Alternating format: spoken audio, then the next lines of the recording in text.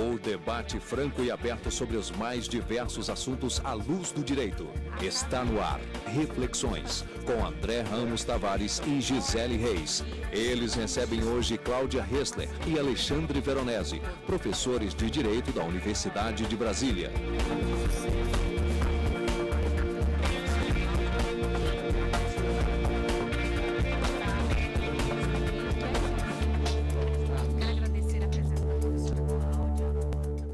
Horas, dias, anos de estudo. Reconhecimento que exige esforço, dedicação e muito envolvimento acadêmico.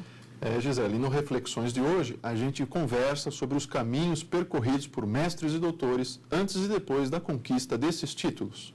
E para a nossa conversa de hoje, nós recebemos duas autoridades no assunto. Cláudia Hessler, doutora em Direito pela Universidade de São Paulo, pós-doutora em Filosofia do Direito pela Universidade de Alicante, na Espanha, professora da Faculdade de Direito da Universidade de Brasília, coordenadora da área de Direito na CAPES. Alexandre Veronese, mestre em Sociologia e Direito pela Universidade Federal Fluminense, doutor em Sociologia pelo Instituto de Estudos Sociais e Políticos da Universidade do Estado do Rio de Janeiro, professor adjunto da Faculdade de Direito da Universidade de Brasília. Quero agradecer a presença da professora Cláudia. Também é um prazer receber o doutor Alexandre Veronese. E eu vou começar a nossa reflexão de hoje perguntando para a professora Cláudia quem pode criar mestrado e doutorado e quais são as exigências mínimas para que esses cursos funcionem. Os cursos de mestrado profissional e doutorado, para que possam ser iniciados, passam por um processo prévio de avaliação e autorização pela CAPES. Nesse processo, a instituição responsável deve encaminhar uma série de informações. Essas informações são sobre o corpo docente, a infraestrutura dedicada exclusivamente ao programa de mestrado que quer ser criado, sobre a produção acadêmica dos professores que fazem parte do projeto, sobre a área de concentração, as linhas de pesquisa e uma série de outros detalhes. Esse projeto, antes de ser autorizado, ele deve ser apreciado por um conjunto de especialistas, que são professores, doutores, que já participam de outros programas de pós-graduação. Findo esse processo inicial, o projeto é também apreciado pelo Conselho Técnico Científico da CAPES, que é composto por coordenadores de todas as áreas de conhecimento. Após esse processo longo, e bastante detalhado de avaliação, o programa, então, de mestrado profissional, doutorado, pode ser iniciado. É um processo que exige uma preocupação com a qualidade, não é? Essencialmente com a qualidade. Mas só universidades podem propor? Não é necessário que a instituição promotora seja uma universidade, ela pode ser um centro universitário e, eventualmente, até, sobretudo em algumas áreas, isso é bastante comum, para os mestrados profissionais, podem ser outras instituições. Que não necessariamente instituições de ensino. A cada 4 anos nós faremos uma avaliação e essa avaliação classifica os programas de pós-graduação de notas, entre notas que vão de 2 a 7. 7 é a melhor nota possível e 2 é uma nota que significa que o programa não atende às exigências de qualidade, não pode emitir diplomas válidos no território nacional. Essas avaliações, professor Veronese, elas são importantes não só para a própria CAPES, né, que é ligada ao Ministério da Educação e tem por dever até constitucional de primar pela qualidade, né, mas também para a própria sociedade e para os próprios interessados, não é verdade? Certamente. Na verdade, é muito importante a gente pensar que a consulta a uma lista de cursos reconhecidos e recomendados, ela faz com que esse estudante tenha certeza de que ele vai receber um título. Como a Cláudia colocou, mesmo um programa de pós-graduação que eventualmente tenha recebido uma nota, digamos assim, que recomendaria o seu fechamento, esse discente, uma vez tendo ingressado nesse curso, ele vai receber aquele diploma dele, ou seja, ele vai ter a possibilidade de ser diplomado, mesmo que aquele curso tenha atingido um patamar avaliativo que não recomendaria a continuidade daquele curso.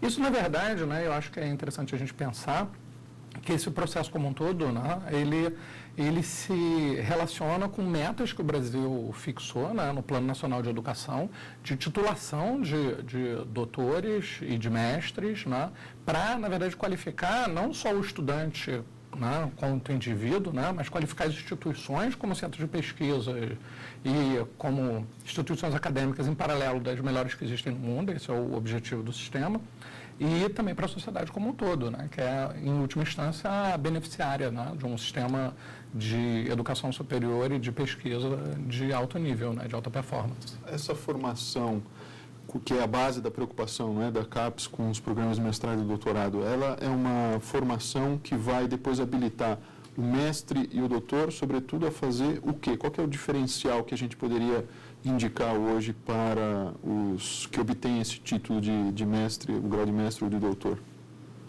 Naturalmente, quando você faz um doutorado, supõe-se que a sua atividade será uma atividade de formação de outras pessoas, né? Então, a carreira acadêmica, ela supõe uma trajetória, né, que, como vocês comentaram no início, né, são muitos anos de dedicação e esforço, que é exatamente destinada a uma dupla, talvez a gente pudesse chamar isso de uma dupla performance, né? Como pesquisadores, que vão desenvolver conhecimento novo sobre a sua área de conhecimento, e como formadores dos discentes, e, portanto, né, esse seria o perfil daquilo que a gente chama os programas acadêmicos, né, o mestrado acadêmico e o doutorado, que naturalmente, embora a gente não use esse qualificativo, é sempre acadêmico.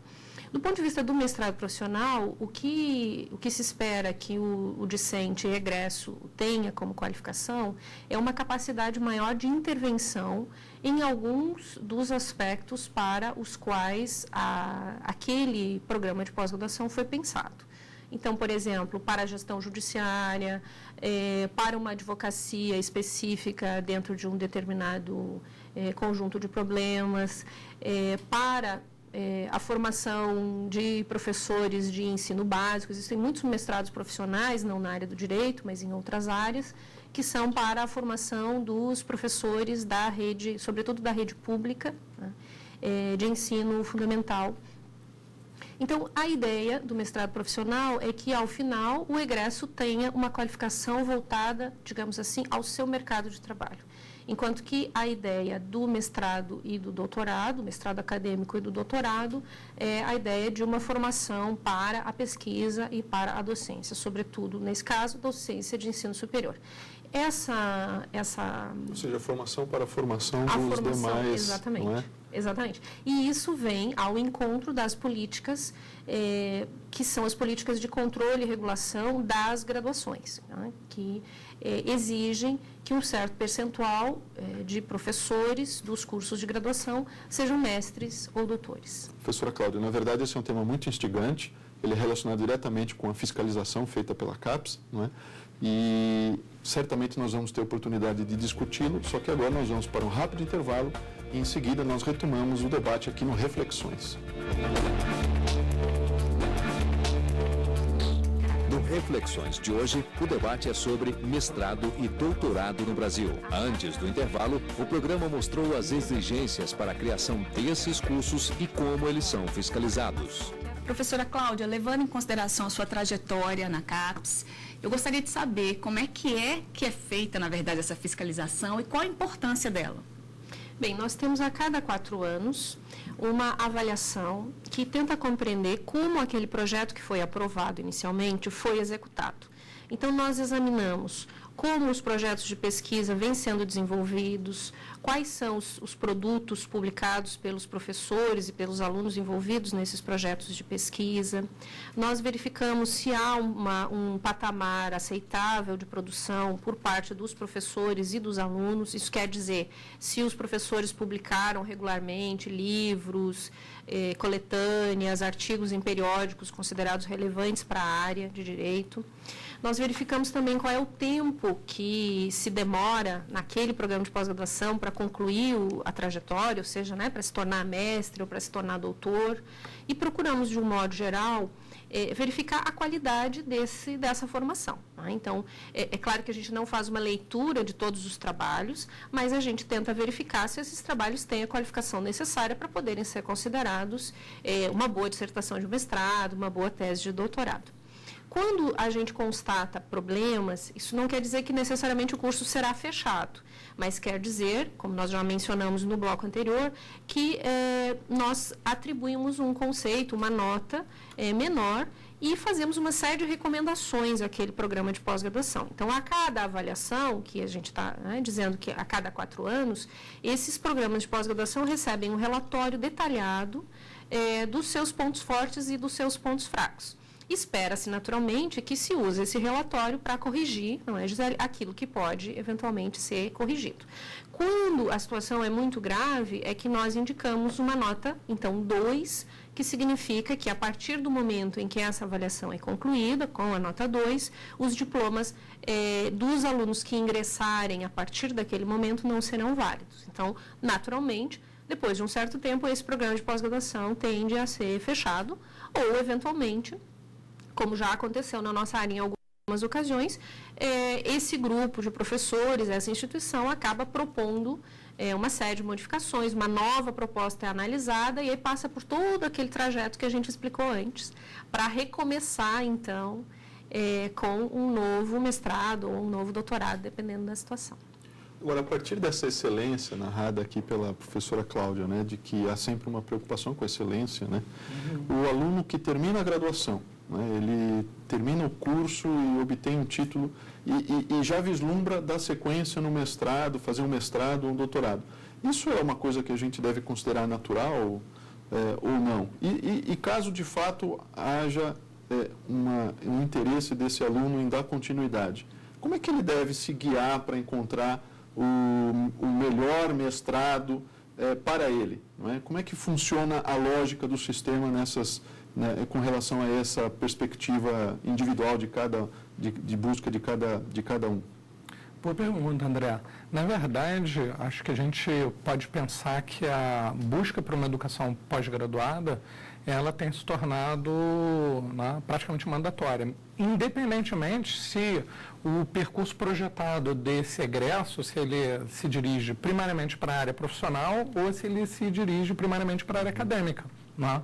E aí, o que é interessante é que haja uma pluralidade de escolhas que esse discente possa fazer.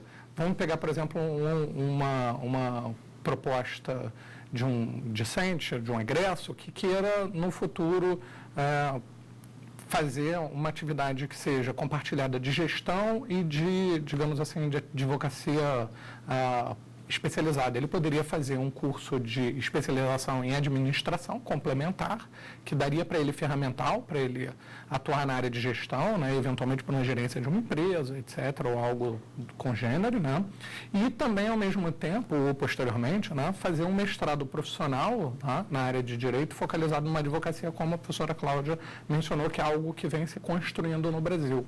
O que é interessante da gente pensar, né, do ponto de vista de uma oferta, né, mais ampla, e aí não só na base da pós-graduação, mas também, né, no âmbito dos conselhos profissionais e dos vários intervenientes interessados na sociedade brasileira como um todo, intervenientes e interessados no desenvolvimento da educação, né, é de que a gente tem uma pluralidade de oferta cada vez maior, né, e com mais qualidade. Né. Acho que esse é o objetivo, né, do sistema, para fazer com que esses discentes eles possam escolher. Ter de uma forma clara e avaliada, né, o Sistema Nacional de Avaliação no Brasil, eu posso dizer que ele está consolidado para graduação e para pós-graduação. Ter essas informações, né, de uma maneira clara e disponibilizada para todos é absolutamente essencial para que esse discente possa escolher, que ele saiba quais são os programas de pós-graduação, né, acadêmicos, profissionais e de especialização, lato sensu, que ele tenha na sua região, no Brasil como um todo, se ele quiser mudar de cidade. Já é um diferencial do sistema, né? A própria transparência e a coleta das informações e a disponibilidade, não é isso? Isso já é importante. Exatamente, isso já é muito importante. Exatamente. E se, por exemplo, um aluno que conclui a graduação, ele precisa decidir e ele quer se informar, ele tem, além das páginas das universidades, ele tem também na página da CAPES uma lista com todos os programas que são autorizados, suas respectivas notas, e desde alguns anos por intermédio de uma plataforma que a CAPES vem implantando e aprimorando, que se chama Plataforma Sucupira, ele poderá ter acesso, inclusive, à produção, por exemplo, dos professores. Ele pode entrar e descobrir o que é que se faz no mestrado e no doutorado da Universidade de Brasília. O que é que a professora Cláudia tem publicado nesses últimos anos. E, por exemplo, se lhe interessa eventualmente... Afinidade ou não. Exatamente. Porque exatamente. os cursos, os programas, na verdade, eles não são concorrentes entre si. A ideia é de que haja em cada seja um polo diferenciado de pesquisa sobre temas. Há tantos temas no direito, né? E portanto, há tantas possibilidades quantos forem sendo criados, não é isso? Exatamente. É por isso que, quando eu mencionei o processo de autorização e depois o processo de fiscalização, eu mencionei que há uma área de concentração e linhas de pesquisa. Quando a gente fiscaliza, o que a gente tenta compreender é se isso foi executado. Então, a CAPES não diz em nenhum momento o que um conjunto de professores, por exemplo, deve desenvolver. São os professores que dizem à CAPES. Nosso programa de pós-graduação está destinado, por exemplo, a questões de teoria constitucional. Se esse programa é um programa de excelência, faz sentido, por exemplo, que um discente, egresso de um curso de graduação, que queira se especializar em teoria constitucional, procure um desses programas que tem uma ênfase maior nesse tipo de discussão. Se ele quer uma formação maior em direito privado, talvez não seja esse programa de pós-graduação o lugar natural para que ele faça o próximo passo da sua formação profissional ou acadêmica, né? E assim sucessivamente. Então, é importante observar que, quando a gente procura um programa de pós-graduação, a gente tem que ter claro qual é o perfil de formação que estamos buscando e o que é que cada programa de pós-graduação, avaliado regularmente pela CAPES, pode oferecer nessa direção. Existe a necessidade, por exemplo, para se ingressar no doutorado, ter passado primeiro pelo mestrado? Em sentido técnico absoluto, não. Essa é uma exigência que cada universidade determina. Existem universidades que permitem o ingresso diretamente no doutorado. E existem universidades que põem o mestrado como uma etapa prévia necessária. Portanto, por exemplo, para que você faça um processo seletivo para o doutorado, você tem de primeiro apresentar o título de mestre. Então, seria natural, digamos assim, que a sua trajetória fosse graduação, eventualmente uma especialização ou não, o mestrado e depois o doutorado. Esse é o trajeto, digamos, habitual, né? Mas há a possibilidade de se fazer, eventualmente, aquilo que a gente chama de um doutorado direto, embora essa não seja a regra no Brasil. São algumas poucas universidades que permitem. E, normalmente, fazem, claro, uma exigência maior para o ingresso, porque elas precisam verificar se aquele estudante ele tem condições de bem cumprir as exigências de um doutorado, que é o percurso formativo, digamos assim, mais exigente e final para o ingresso na carreira docente. Isso é um debate permanente, não é, professora Cláudia? Mas agora nós vamos a um intervalo e daqui a pouco a gente vai falar sobre a importância desse assunto que a gente discute hoje aqui no Reflexões. O Brasil precisa de mestres e doutores? Quanto mais profissionais com esse tipo de formação, melhor para o desenvolvimento educacional e global de um país? Não perca o nosso debate depois do intervalo.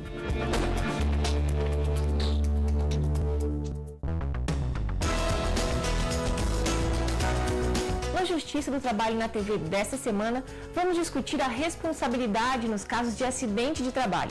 Nosso convidado é o engenheiro mecânico e professor Rodolfo Vilela, especialista em engenharia de segurança do trabalho. O técnico de segurança falou, eu não consigo dormir à noite porque eu sei que aquela equipe que está lá agora pode estar em uma situação vulnerável, porque ele tinha feito uma série de recomendações de segurança.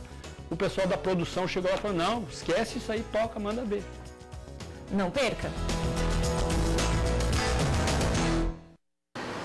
Bom dia. Bom dia. Eu comprei pela internet, mas eu desisti. Eu posso ter meu dinheiro de volta? Dinheiro de volta? De acordo com o Superior Tribunal de Justiça, eu posso desistir da compra no prazo de 7 dias, sempre que a contratação ocorrer fora do estabelecimento comercial. Certo? Um minutinho, por favor. Eu aguardo. 25 anos do Código de Defesa do Consumidor. A melhor defesa é a informação. Os cursos de mestrado e doutorado em Direito estão em debate no Reflexões de hoje. No começo do programa, a conversa foi sobre as exigências para a criação e reconhecimento desses cursos. Já na segunda parte do Reflexões, os convidados explicaram quem pode se tornar mestre e doutor no Brasil. Parece que há uma preocupação, tanto dos mestrados quanto dos doutorados, no que diz respeito à formação do pensamento crítico, né? Formar aquela pessoa para sair do senso comum, para que ela possa fazer parte de um processo de construção do conhecimento. Então, a pergunta que eu gostaria de fazer para o professor Alexandre Veronese é no que diz respeito à procura. Há uma certa procura, houve um aumento, né, na busca, na procura de cursos de mestrado e doutorado aqui no Brasil?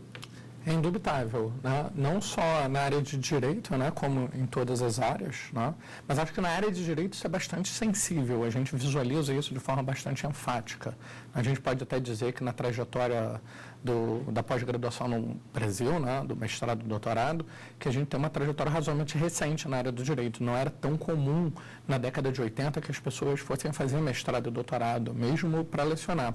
Na década de 90, esse quadro de cenário mudou. Houve uma necessidade de que as universidades contratassem mestres e doutores. Né?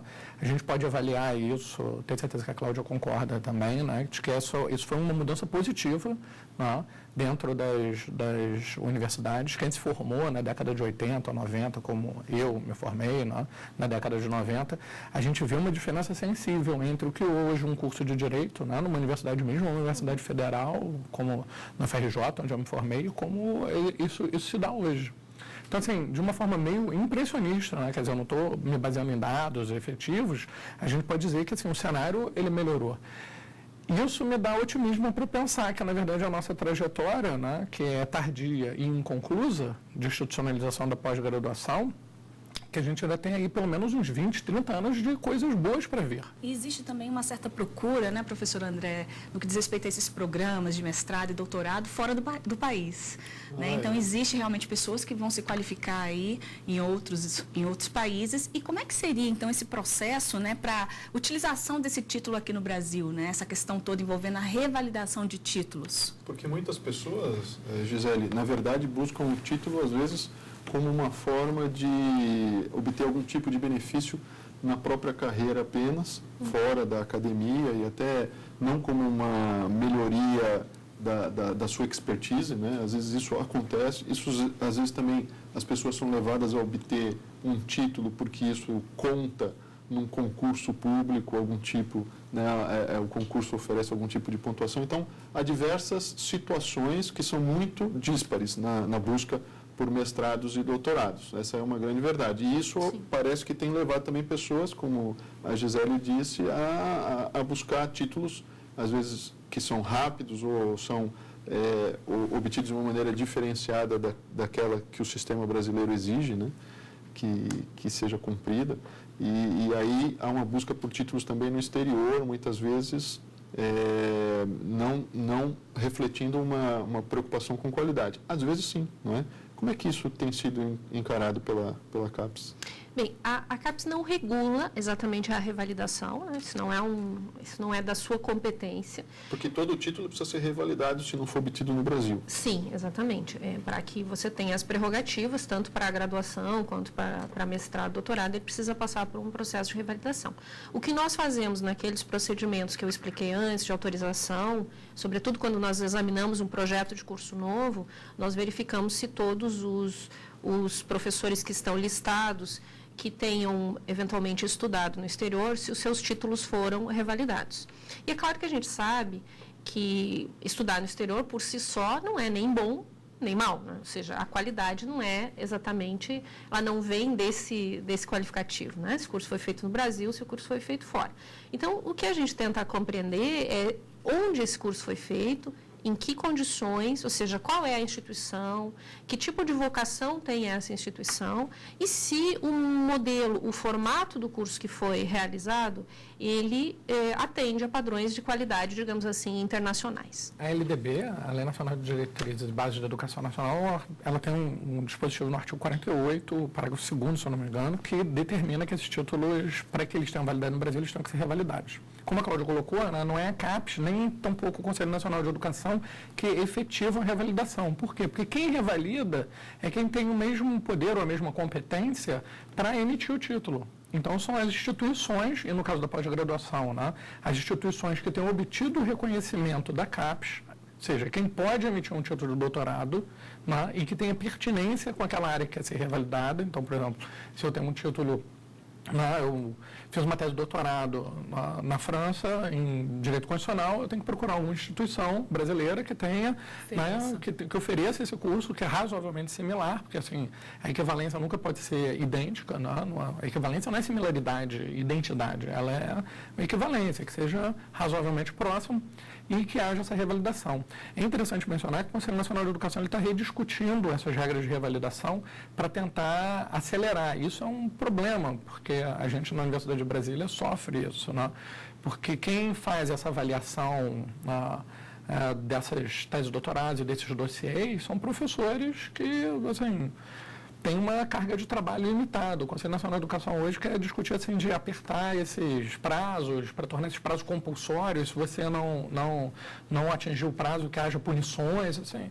Mas sem dar uma contrapartida objetiva sistemática, a gente vai ter um quadro de funcionários e de docentes que já é premido com grande atividade, né, uma pluralidade de coisas que a gente tem que fazer, e ainda vai ter que atender esse tipo de coisa. Mas, de um outro lado, é inescapável que a gente faça isso. Pensa, Gisele, no Ciências Sem Fronteiras, né? E na quantidade de pessoas que a gente mandou para o exterior. Nesses últimos anos. E esses processos, as pessoas vão voltar, elas têm que revalidar o título.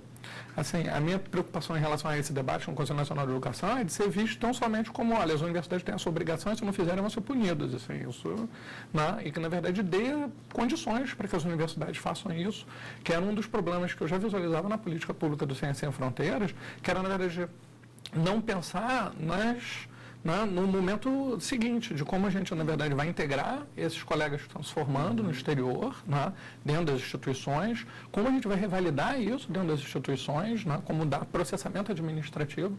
Essa política não foi pensada e ela agora é que vai ser pensada, né, e, enfim, eu espero que o Conselho Nacional de Educação pense isso com muito carinho, com muita atenção. O tema é bastante interessante, não é, André? Com toda certeza, Gisele. E o nosso debate rendeu e certamente poderia até continuar, mas o nosso tempo acabou.